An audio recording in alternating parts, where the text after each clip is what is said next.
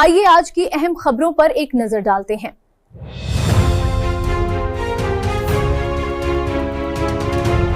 محمد مبین Khan staff reporter سیاست ناگرکرنول اور نائب صدر IJU ناگرکرنول کے رکن ایکریڈیٹیشن کمیٹی ضلع ناگرکرنول نامزد ہونے پر محبوب نگر میڈیا پوائنٹ پر IJU TUWJF قائدین کی جانب سے تہنیت پیش کی گئی۔